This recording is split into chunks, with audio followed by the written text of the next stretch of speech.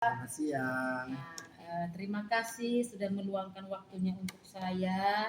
Merupakan kebanggaan tersendiri untuk saya ini Pak, bisa berdiskusi dengan Bapak Haji Muhammad Golkar Arifudin dan sekaligus Ketua Komunitas Rumah Pendidikan Provinsi Nusa Tenggara Timur.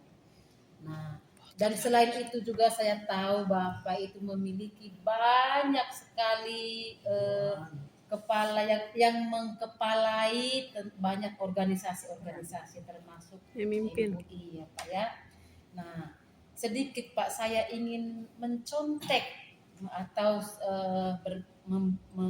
menggali trik-trik yang bisa saya tanamkan nanti dalam diri saya sebagai pendidik. Kira-kira bagaimana cara Bapak memanajerial atau memanage waktu, membagi waktu untuk berapa kegiatan atau berapa organisasi yang Bapak kepalai?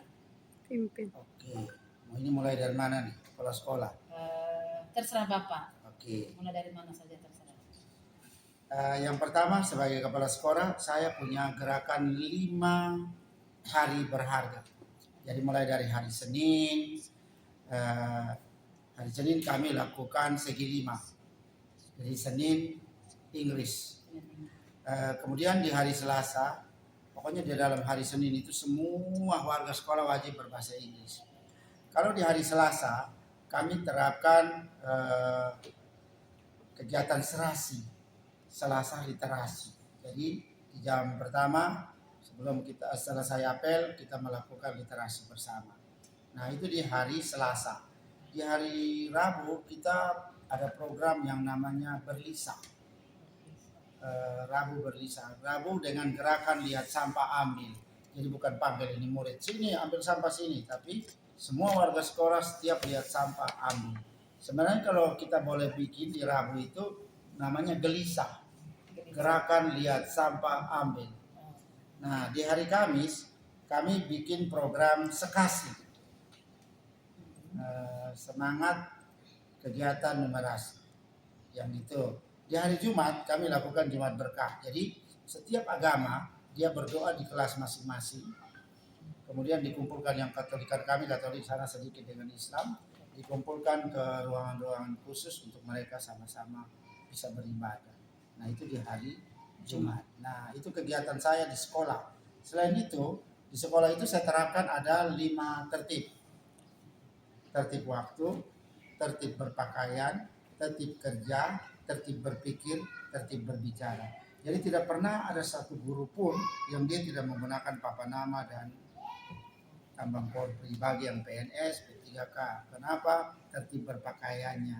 Yang berikut tidak ada guru yang pakai rok mini. Karena di sana tertib berpakaian. Mending pakai celana panjang sekalian daripada pakai rok. Yang berikut itu tentang tertib berpakaian. Jadi kami hari Senin Selasa pakaiannya samalah keki. Hari Rabu kami pakai putih. Hari Kamis ini pakaian kami seragam semua. Tenun. Pokoknya ada tenun. Dan ini kami beli dari sekolah. Dibagikan ke semua guru. Hari Jumat ada 2 yang kita bisa. Jumat minggu pertama kita pakai pakaian bengkel. Jumat minggu ketiga kita pakai pakaian olahraga. Jadi itu di hari Jumat. Nah itu kalau untuk masalah tertib berpakaian. Tertib kerja. Jadi guru hadir di sekolah minimal sebelum jam 7 sebelum pintu pagar ditutup.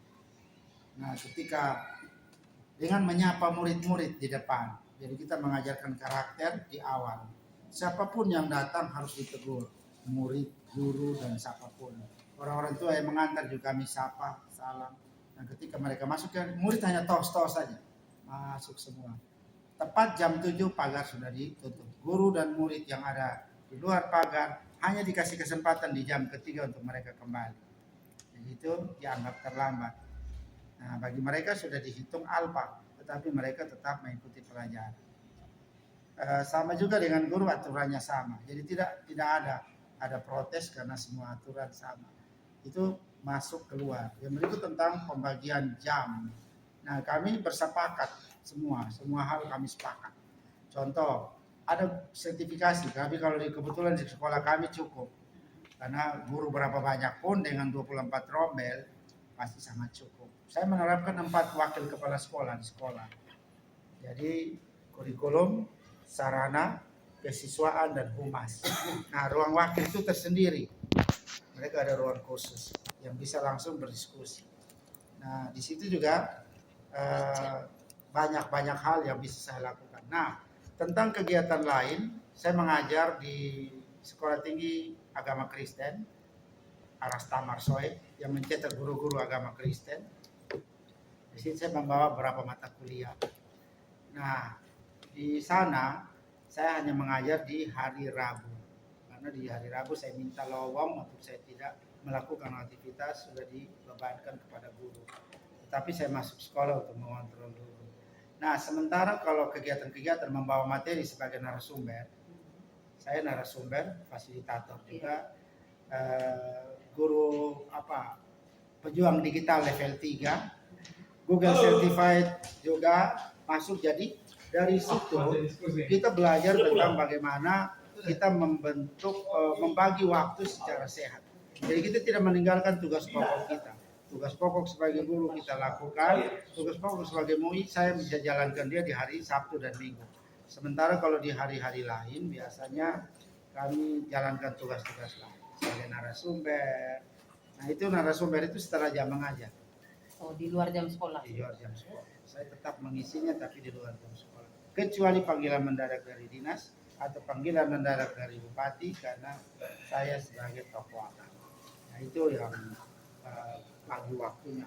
Memang sulit bagi waktunya. Sangat sulit. Tapi semuanya terlayani dengan baik. Iya. Sampai di rumah juga terlayani. Artinya ibu juga terlayani. Ibu juga terlayani. Ibu memang harus terlayani dong. Nah, memang bahaya satu hal. Jadi itu bagaimana membagi antara keluarga itu penting. Di hari-hari Minggu kalau tidak ada kegiatan saya biasakan bawa mereka rekreasi. Satu hal yang ada yaitu kami bisa makan bersama. Saya sibuk apapun saya makan di rumah. Tetap makan di rumah. Karena masakan enak bagaimanapun masakan isi paling enak. Itu yang konsep saya. Saya jarang makan di warung kecuali di sini. Masuk di Brutus heran. Jadi seenak apapun tetap makan. Dan saya tidur malamnya saya jam 9. Cepat Pak ya? Iya. Bangun saya jam 3. Jadi tidur malam. Oke, baik Bapak. Pertanyaan berikutnya sedikit sudah lebih mengerucut. Kalau tadi saya tanya Bapak kan sebagai memanage waktu untuk beberapa tugas yang Bapak emban. Sekarang saya sedikit mengerucut pertanyaannya. Kira-kira sebagai kepala sekolah Bapak, bagaimana Bapak memanajerial atau menghadapi berapa guru tadi Bapak? 50 ya? 59. Menghadapi 59 kepala dengan karakter yang berbeda-beda. Satu hal, saya hanya berprinsip sebagai pimpinan, saya tidak menyimpan sampah di kepala saya. Tidak menyimpan sampah. Iya. Jadi kalau ada keluhan-keluhan mereka saya kembalikan dalam bentuk coaching. Mereka selesaikan sendiri. Jadi tidak harus kita menyimpan semua hal. Laporan kita terima, laporan memang banyak guru yang dengan Bapak kami laporkan ini guru ini. Saya bilang kalian masing-masing punya cara saja sendiri untuk melakukan itu, silakan. Jadi ketika mereka sampaikan itu saya tidak simpan. Saya suruh mereka selesaikan dengan cara saya. Ya, sistem coaching kan sama, kita sudah pelajari bahwa kita mendengar, tatapan mata itu yang paling penting, saling dengar itu paling penting dalam coaching. Makanya mereka yang menyelesaikan persoalan mereka sendiri. Setiap kali mereka selesaikan sendiri tanpa saya harus menyelesaikan. Seandainya ini saya bertanya sedikit lebih dalam Bapak ya, seandainya dalam rapat-rapat seperti rapat dewan guru ada guru yang bisa dikatakan kurang santun lah begitu Bapak. Kira-kira bagaimana triknya Bapak menghadapinya? Santun dalam arti mereka kasar gitu. Mereka berbicara memotong pembicaraan dari pemimpin atau memotong pembicaraan dari sesama teman yang lain. Iya. Masing-masing itu dalam demokrasi harus diingat bahwa demokrasi punya rasa dan rasa sakit sendiri. Demokrasi dia punya rasa, punya harga dan rasa sakit sendiri. Jadi ketika demokrasi itu dia punya harga dan rasa sakit sendiri, maka tidak harus pendapat kita itu harus diterima. Tidak harus. Ingat, demokrasi punya rasa dan harga. Jadi ketika dia menyampaikan itu, itulah saya punya hak menyampaikan pendapat. Ingat bahwa hak kalian dibatasi oleh hak orang lain. Betul, betul. Jadi itu yang diingat. Hakmu dibatasi oleh hak orang lain. Itu kata kunci garis besarnya. Benang merahnya, iya. Bisa pakai benang lain lah kalau mau. Benang merahnya, hakmu dibatasi oleh hak orang lain. Baik Bapak, ini yang terakhir. Coba Bapak berikan statement atau seperti motivasi untuk kami guru-guru yang muda ini supaya kami lebih lebih semangat, lebih kreatif, lebih lebih terbuka terhadap pendidikan. Ini pertanyaan yang terakhir, Bapak. Oke, bagi saya hanya 10 standar operasional prosedur seorang guru. Yang pertama, SOP kehadiran guru. Guru hadir sebelum bel berbunyi sehingga memiliki waktu menyambut murid ketika di sekolah. Itu penting. Yang kedua, hal yang membuat kita bagus itu adalah menyiapkan pembelajaran sebelum kita masuk. Yang kedua, SOP adalah menyambut murid di hari ketika masuk. Sapa mereka, salam, itu untuk mengajarkan karakter. Itu sebagai guru. Yang ketiga, SOP persiapan mengajar. Kadang-kadang guru dia masuk di kelas, dia tanya, ini hari kita belajar apa dan sampai halaman berapa. Guru lagi yang bertanya. Ya, kadang-kadang begitu kan. Iya, jadi seharusnya dia sudah harus persiapan mengajar. Yang berikut adalah standar operasional pelaksanaan pembelajaran. Jadi pelaksanaan pembelajaran bukan hanya dia ceramah. Nah, tipe guru ini kan ada 4. Ada medium teacher, ada great teacher, ada excellent teacher. Tiga. Nah, jadi bawah, tengah, atas. Ya, jadi mereka itu bisa melakukan apapun tergantung dari dia punya tipe. Kadang-kadang kita tanpa sadari kita sudah masuk dalam tipe itu. Nah, yang berikut adalah standar operasional. Yang kelima, standar operasional pengelolaan kelas.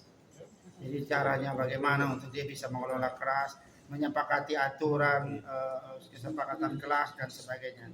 Yang berikut adalah dia harus punya SOP tentang bagaimana menilai pembelajaran, hasil belajar, bukan hanya memberi angka, tapi hasil belajar yang dia nilai.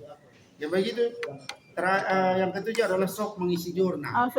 Jadi jurnal yang dia lakukan dia harus bisa untuk mencatat materi, kehadiran, kendala apa yang dihadapi, itu SOP.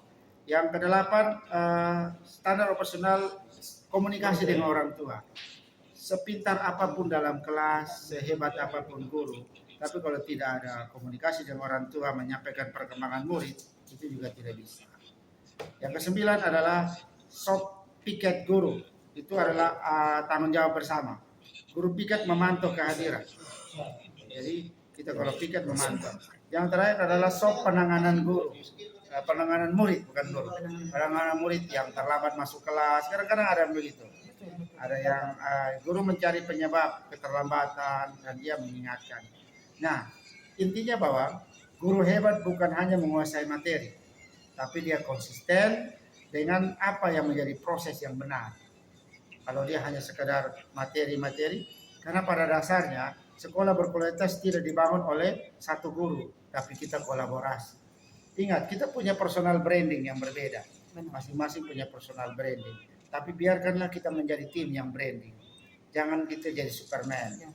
Karena Superman itu kan dia sendiri yang merasa paling hebat. Tapi jadilah super tim agar sekolah itu bisa baik. Jadi itu yang tips dari saya untuk Bapak Ibu guru. Baik Bapak, terima kasih banyak, sangat-sangat mencerahkan untuk saya pribadi. Mudah-mudahan juga untuk ibu-ibu guru-guru inklusif yang lain bisa mencerahkan dan bisa menjadi oleh-oleh untuk di sekolah masing-masing. Baik Bapak, terima kasih banyak untuk sharingnya. Selamat siang. Assalamualaikum warahmatullahi wabarakatuh. Selamat siang semua. Kasih mati Ibu.